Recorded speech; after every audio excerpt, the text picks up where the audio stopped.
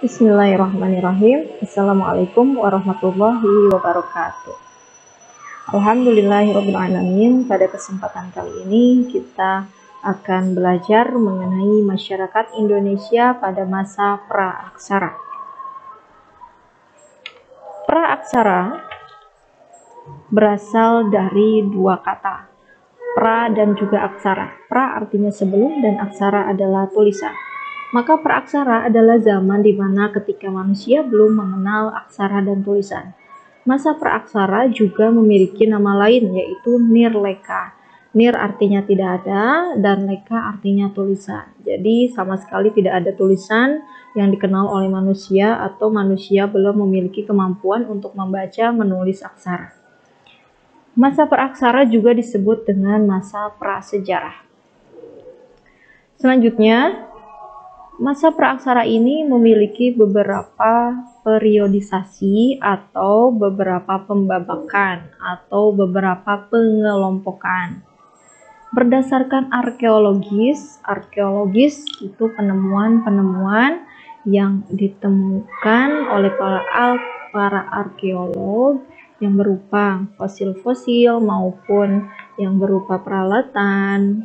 Nah, jadi berdasarkan arkeologis, masa periodisasi praaksara ini dibagi menjadi dua. Yang pertama ada periode zaman batu.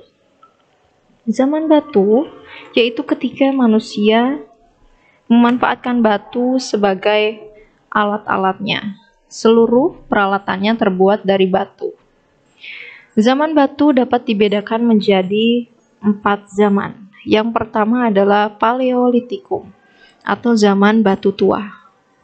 Paleolitikum berasal dari dua kata, yaitu paleos yang berarti tua dan litikum dari akar kata litos yang berarti batu. Menurut para arkeolog, zaman batu tua ini diperkirakan berlangsung kurang lebih 600.000 tahun yang lalu. Yang kedua ada Mesolitikum, yaitu zaman batu madya. Zaman batu madya diperkirakan berlangsung sekitar 10.000 tahun yang lalu. Kegiatan masyarakatnya pada saat zaman batu madya ini adalah berburu dan mengumpulkan makanan. Banyak sekali manusia purba di zaman ini tinggal di gua-gua yang menyerupai ceruk batu karang ya, atau di gua-gua yang biasanya ditemukan di pinggir pantai. Yang ketiga adalah zaman Neolitikum. Neolitikum atau zaman batu madya. Kebudayaan zaman Neolitikum ini sudah lebih maju dibandingkan dua zaman sebelumnya. Kemajuan tersebut seiring dengan pola hidup masyarakat pada zaman ini yang sudah menetap pada satu wilayah tertentu, dan juga mereka mulai bercocok tanam dan beternak. Kemudian alat-alat yang digunakannya pun sudah menghasilkan alat yang indah dan bentuk yang halus. Ya. Contohnya adalah kapak lonjong, ya, yang terbuat dari pemanfaatannya dari batu dan juga gagangnya dari tulang hewan maupun kayu. Zaman batu yang keempat ada yang namanya Megalitikum. Megalitikum adalah zaman batu besar. Zaman ini banyak sekali menghasilkan bangunan dari batu besar sebagai sarana pemujaan kepada roh nenek moyang. Jadi pada saat zaman nenek moyang dahulu, kepercayaannya masih animisme dan dinamisme. Sebelum masyarakat kita mengenal agama Islam. Mereka mempercayai bahwa batu itu memiliki kekuatan magis atau kekuatan gaib. Maka dari itu banyak sekali di zaman batu ini, khususnya di zaman-zaman Megalitikum, banyak batu-batu atau yang terbuat dari bangunan yang terbuat dari batu besar yang digunakan sebagai sarana pemujaan kepada roh nenek moyang. Kemudian berdasarkan arkeologis, zaman yang kedua adalah zaman logam. Zaman logam ini sudah lebih maju dibandingkan zaman batu.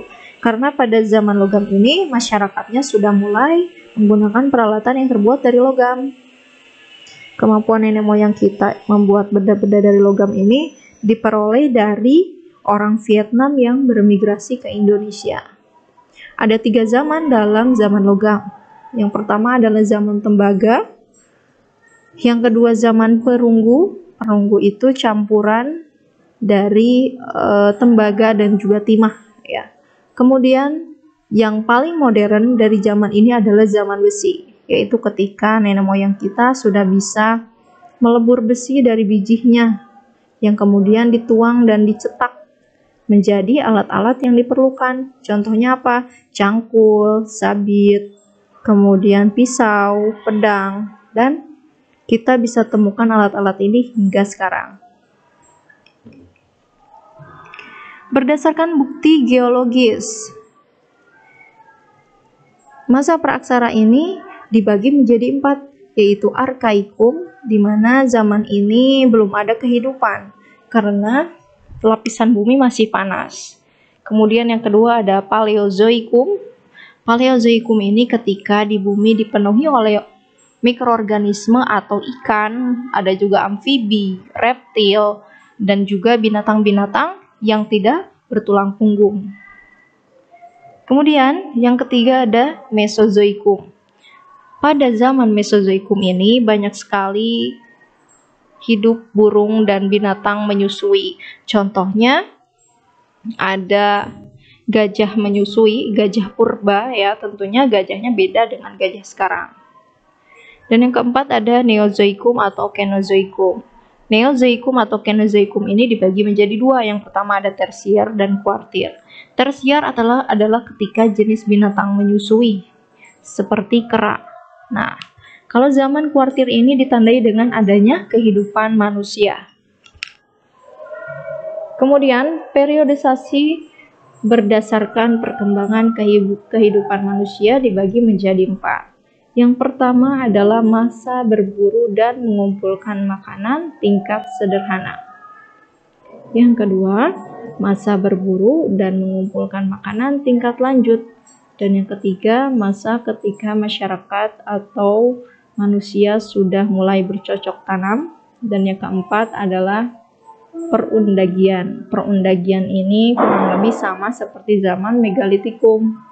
Karena banyak batu-batu besar yang disusun oleh manusia pada zaman itu yang digunakan sebagai sarana pemujaan kepada roh nenek moyang. Itu dia periodisasi masa praaksara yang Ustazah bahas pada kesempatan kali ini.